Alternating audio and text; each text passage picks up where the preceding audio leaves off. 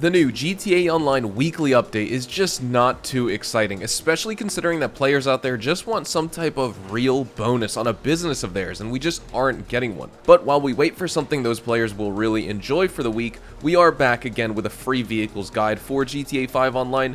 You can jump into game right now and potentially unlock both of these today. We have a pretty unique drift-style truck that players will enjoy, plus we also have a muscle car in the game that statistically doesn't look all that impressive, but is it a sleeper car? We will be checking out both of these today. I'll be showing you how to unlock them, as well as, of course, testing out their performance on the track to see if they're actually worth their salt. Thank you so much for supporting this series so far. I am having a blast making these kinds of videos, and so if you want this series to continue into next week, make sure to let me know by dropping a like on today's video. Alright, let's get started. First, we will start with the Declasse Drift Yosemite, which is the podium vehicle for this week in GTA Online. Its normal retail price is $1,308,000, and it released with the Diamond Casino Heist update.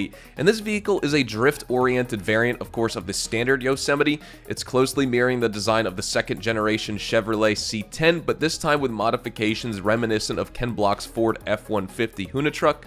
Of course, being true to its name here, the Drift Yosemite will excel in drifting. You can apply drift upgrades to it, though it does offer a bit less control compared to the Drift Tampa if you've ever driven that. It has massive dual turbochargers, so you're going to get a really high top speed for this truck. It's got crazy acceleration, but that's also going to cause a significant amount of wheel spin on takeoff, so just keep that in mind. The crash durability on this truck is quite good in my opinion, but do keep in mind that you have really wide tires, and those are going to be a big, easy target for incoming gunfire from enemies or players, so you have to rock bulletproof tires with this truck. The vehicle also performs pretty decent on dirt roads despite it being more of a slammed truck, but the high acceleration is also going to hinder you maintaining speed on these surfaces, and the suspension, while it's already insanely low, slamming it further will cause the wheels to clip through the wheel arches, and that's going to negatively affect your ability to perform wheelies with this truck because the rear of it hits the ground. Overall, it is a sweet truck. It's in the muscle class category, funny enough, and so you need to try and win it this week in GTA 5 Online. Alright, well, here we are, ladies and gentlemen. This is the Declasse Drift Yosemite in action. I changed up the original dual turbocharger hood just for this one because I feel like it makes a little bit more sense with this build. Check out the drifting on this thing, though. A little bit of steering to the left. You don't want this thing to all the way swing around because then eventually it'll hook up. Just a little bit of left movement and you can just keep drifting in a circle, and it is just, it's fun, man. It's really fun. I have this thing kind of slammed, so you could do the wheelies, but the back of the truck, like I was saying, will just catch on the ground, so it's not like you could do it for that long. But this Declasse Drift Yosemite is fun. I think when we take it to the test track, I mean, this thing is literally meant to drift, so it's kind of unfair to compare it directly to the Dominator GTX because they're two totally different types of vehicles in this game. I'm sure I'm not going to have good traction on my track, but nonetheless, let's try it out. I'm going to set my stopwatch and go right away, so I will start it right now. Obviously, we're getting a ton of wheel spin. I just have, you know, pedal to the metal right here just to see when the car would actually hook up and we could go. I don't know, either the drifting and the drift ability with this truck, by the way, I don't have the drift upgrades on here, but either the drifting ability of the Yosemite, like just for the fact that it's a vehicle that can drift a lot easier than other cars in this game, that's either going to give us a better time on this track, which is probably going to still be sub 3 minutes, or it's going to give us a better time than I'm expecting just because of the fact I won't need to brake as much. I will say the brakes are not good on this thing, so you probably just want to keep this thing flying through the corners. In fact, honestly, even if I crash, let me just see. Yeah, because you can fly around these corners and you're not gonna like spin out. You know, this car stays on the track. It stays gripped up enough. The rear end does start to like stick out a little bit. That's not something you can't correct with this thing. And I also don't feel like I'm going fast enough with this truck to where like I need to brake. I thought I would need to do that with the Dominator GTX for sure. So when we put these cars head to head, we're going to see what it's like. But so far, honestly, you could see, I mean, the top speed of this thing, yeah, just is not the best. It's slower than some of the other cars we've reviewed so far. There's our first big crash for us to just stop. Taking off, again, you got to watch out for all that wheel spin. We're about 1 minute and 23 seconds in, and we are not on good pace. I can already tell. This is probably going to be a plus 3 minute vehicle right here for this track, especially if I'm going to lose traction. I'm really nervous about this section because of this. Oh boy, even other normal cars like endurance racers and stuff, they kind of do not perform the best in that slalom section just because of the elevation change and the left to right. It's kind of crazy. Is this car going to make a left to right? We'll see. Sometimes they do both, but let's go up this hill here.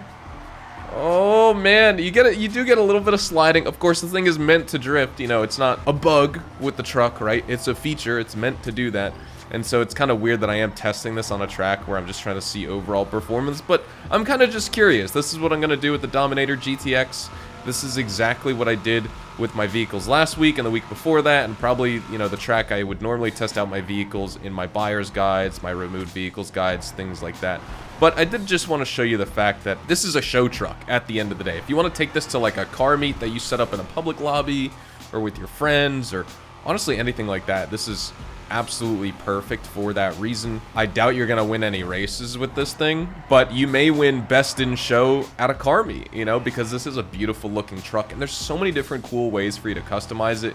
You can put a bed cap on the back if you want. I was thinking of putting like a reinforced brace on the bed. 2 minutes 56 seconds even with the crash, so it is a little bit quicker than I thought it would be, but still overall this is a slower paced truck in the game.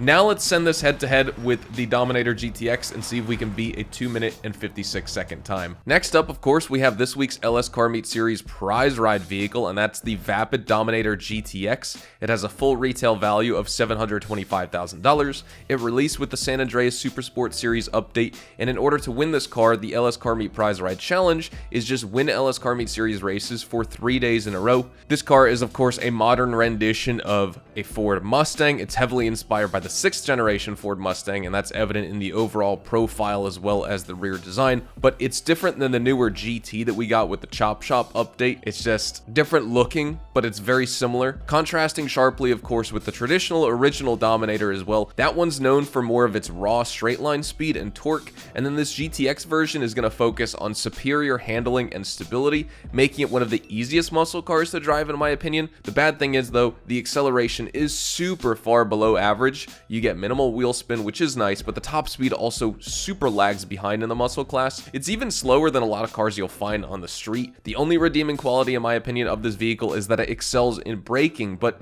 is that really saying much? Because it won't even go that fast to where you even need to use the brakes at all, so like, does it really matter? Because of that though, you could potentially outperform the OG Dominator on a track despite its stats being way worse, just because of the fact you don't ever need to brake. So I'm really curious to test this one out and see how it behaves on the corners. The other downside here is the Dominator GTX is notable for having all of the 4 advanced handling flags enabled. One of them, which doesn't really do anything, but the rest impact its performance in unique ways, like upshifting sooner at lower RPMs, where at the same time you also redline longer before shifting. That's another quirk. And then there's also the springiness of the suspension, and you're going to be bouncing around a lot more than you should. But nonetheless, is it as bad as I'm making it out to be? Let's try it out. Here is the Vapid Dominator GTX. You guys will have to let me know in the comments if you like this hood more than the one I showed off when I was customizing it. I feel like with, you know, the little rally roof accents, I feel like the little hood catches kind of complement it a little bit. I'm not a super big fan of the actual hood itself, but nonetheless, I feel like it kind of fits. So I'm going to keep it for now. Gasoline green metallic with a cream pearlescent and cream secondary color pearlescent as well. So let's bring this over to the track, see how it handles. Now I didn't showcase it yet in this video with the Drift Yosemite, but I'll show it again for everyone who's new to the channel and they're watching. So this is my, you know, quote unquote test track. I take the car up here, we go around this turn, we make this right, then we make this left, go all the way through the hills over here, past Madrazzo's house, then we go down this road, and we just follow it through the Vinewood Hills over here, the east part of the Vinewood Hills, and we end up back at this intersection. A fast car is sub 2 minutes, 30 seconds. Very slow car is 3+ minutes. Where I want to target is in between 2.5 and 3 minutes. So let me get my timer ready. 3, 2, 1, go! And let's just take off and see if we could beat the Drift Yosemite time of 2 minutes and 56 seconds, which was definitely on the slower end. Like I was saying in my review of this car, because I have reviewed it a few times in the past, but I've never done like live gameplay testing of it. This car is extremely slow, as you can see.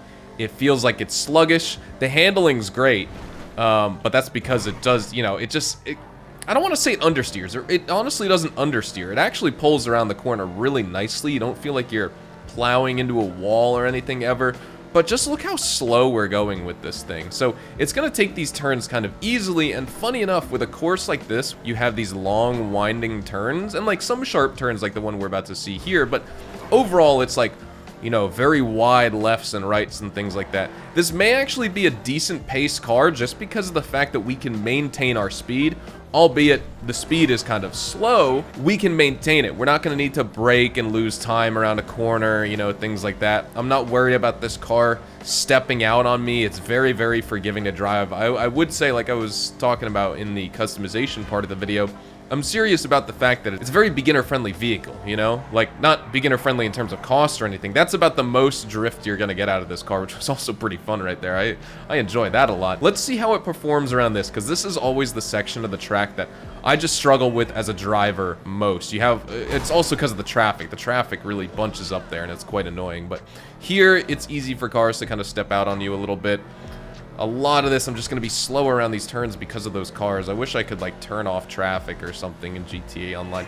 Someone mentioned in the comments for me to, like, create this as an official test track for people to try out and, like, test their cars on, and we can, like, compare times and things like that. If you guys want to see that, let me know in the comments. I never thought about doing that, but that's actually a very creative idea that I think would benefit viewers. If you guys are a fan of this series so far, you know, if you guys supported the buyer's guides and the remove vehicle guides, thank you. I like that kind of content. I feel like with this, it'll allow me to be really in-depth with only a few vehicles. I would try and be as in-depth as possible with other cars in those guides, but I would have to go through so many discounted cars and remove vehicles that even if I'm spending a minute or a minute and a half talking about them, I feel like you still, like, can't really tell what the vehicle's like. And I feel like with this series, it's actually pretty good. So I'm definitely going to continue this as long as you guys are supporting it. And I like recording it live, you know, rather than me writing a script about everything and then talking about it. I still script out the customization part where I talk about the vehicle and give my summary, but at least this way we get to do it live. So we're coming up on the end of the track,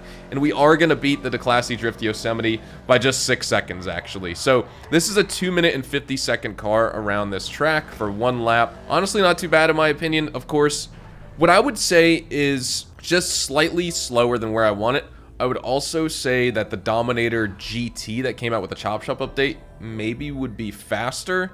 Handling is slightly worse, but of course the top speed is going to be way better. The only thing we need now is a non-convertible version. Rockstar never released that, so this is the closest we're going to get to the non-convertible, you know, just the normal coupe Ford Mustang. I don't like the styling all that much. This is a very weird vehicle. This is like when Rockstar was trying to make their cars different in the game, and then we just basically got a copy and paste actual Ford Mustang in the game with the Chop Shop. So I prefer that one, but let me know what you guys think about the Vapid Dominator GTX. Is it worth unlocking as the prize ride? I'll leave that up to you. Winning 3 LS Car Meet Series races for 3 days in a row could be a lot. Or sorry, just winning 1 race for 3 days in a row could be a lot. But again, I'll leave that up to you for you guys to figure out. But with that said, we're going to wrap things up right here. Thank you guys so much for watching. I hope you guys all have a fantastic day. Hopefully you guys enjoyed this video. If you did, make sure you drop a like on it. Subscribe to the channel if you guys are new. And of course, check me out over on Twitch, Twitter, and Instagram. Those are the best places to get connected with me outside of YouTube. All my social media links will be down in the description below. Again, thank you so much for watching. Have a fantastic rest of your weekend. And I'll see you guys in the next GTA 5 online video. Adios, amigos.